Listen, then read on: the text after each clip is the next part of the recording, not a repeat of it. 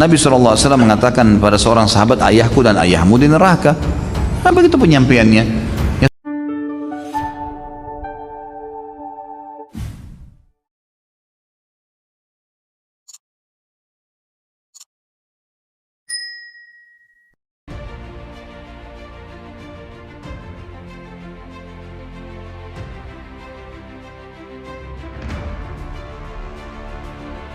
Karena apa ini? Ayah Nabi Muhammad SAW Abdullah yang berarti hamba Allah. Mohon penjelasan. Sudah sering saya jelaskan ini. Itu hadis Nabi. Kita nggak bisa lagi meragukan masalah itu. Hadis riwayat Imam Muslim. Nabi SAW mengatakan pada seorang sahabat, ayahku dan ayahmu di neraka. Nah, begitu penyampaiannya. Ya sudah, kita terima apa adanya kan. Kita tidak pernah bertemu dengan Nabi SAW, kita tidak pernah bertemu dengan ayahnya Abdullah, kita nggak tahu. Tapi Nabi SAW wajib kita imani kenabiannya, dan beliau telah menyampaikan tentang ayahnya. Kalau kita sayang dengan ayah Nabi SAW, Nabi SAW lebih sayang kepada ayahnya daripada kita. Tapi Nabi yang sampaikan itu kan.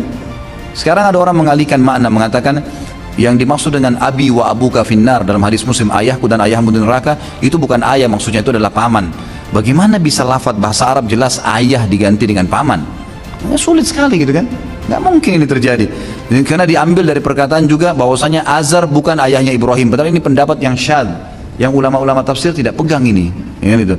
Yang dipegangnya memang kata ab itu adalah ayah. Di mana-mana begitu. Sudah jelas gitu kan maknanya.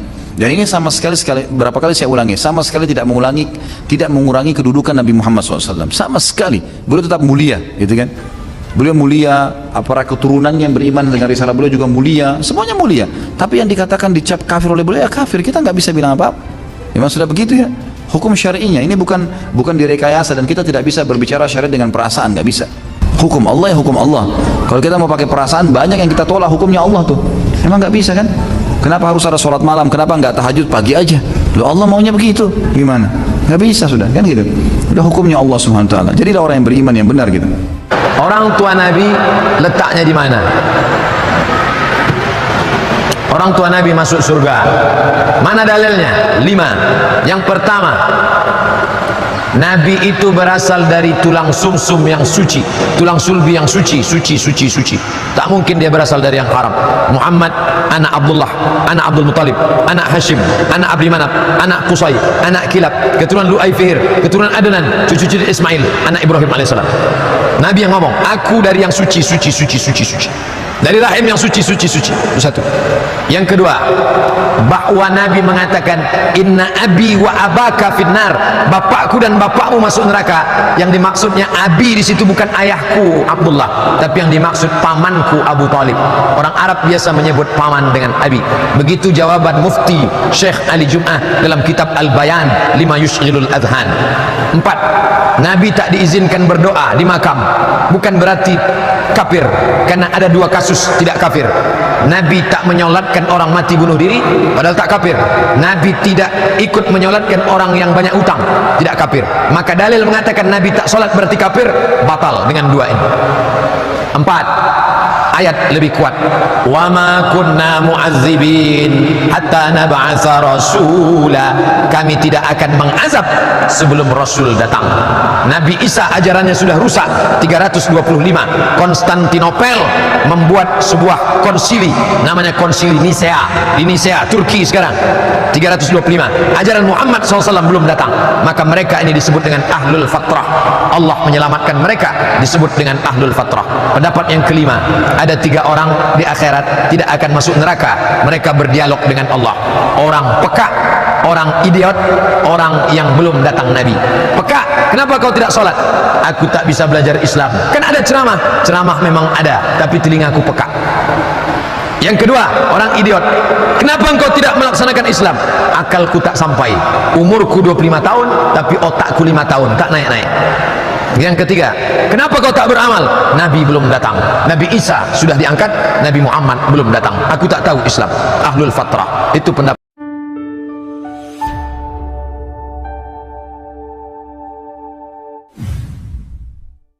Assalamualaikum warahmatullahi wabarakatuh. Nama Ustadz Khalid Basalamah. Beberapa hari terakhir ini kembali ramai dibicarakan oleh warganet. Ini terkait dengan ceramah beliau yang dijadwalkan akan dilaksanakan atau beliau bakal mengisi ceramah di Masjid Raya Al Jabbar, Kota Bandung, Jawa Barat. Dan itu kemudian ada penolakan yang disampaikan oleh anggota Banser Afif Fuad Saidi yang ramai ya diperbincangkan, di mana anggota Banser ini menolak Ustadz Khalid Basalamah ceramah di Masjid Raya Al Jabbar. Dan pernyataan penolakan yang disampaikan oleh Afif Fuad, anggota dari GP Ansor ini, kemudian ramai ya dibicarakan di jagat media sosial. Bahkan kemarin sudah ada pernyataan juga dari Gubernur Ridwan Kamil menanggapi soal polemik penolakan terhadap ceramah Ustadz Khalid Basalamah di Masjid Raya Al Jabbar, Kota Bandung, Jawa Barat itu. Dan memang kalau kita mengamati ataupun mengikuti dakwah yang dilakukan oleh Ustadz Khalid Basalamah ini, ada beberapa kesempatan sebelumnya juga pernah ditolak, seperti saat beliau dijadwalkan akan berceramah di Palu beberapa waktu lalu, beliau juga ditolak atau mendapat penolakan dari beberapa pihak atau kelompok tertentu yang tidak sependapat dengan ceramah-ceramah yang sering disampaikan oleh Ustadz Khalid Basalamah. Dan kalau kita ikuti ya di media sosial ini, banyak sekali justru terjadi pro dan kontra ya terkait dengan penolakan terhadap ceramah dari Ustadz Khalid Basalamah ini. Banyak pihak yang justru menyayangkan aksi penolakan ataupun protes dari GP Ansor ini, dimana memang kita lihat ya GP Ansor ini sering melakukan pembubaran terhadap pengajian-pengajian yang diisi oleh ustadz-ustadz yang dianggap berseberangan ataupun yang tidak sepemikiran dan sepemahaman mereka. Dan itu sudah terjadi berulang kali, seperti penolakan terhadap Ustadz Hanan Attaqi beberapa waktu lalu. Ya demikian, semoga memberikan pencerahan. Amin. Wallahu a'lam. Assalamualaikum warahmatullahi wabarakatuh.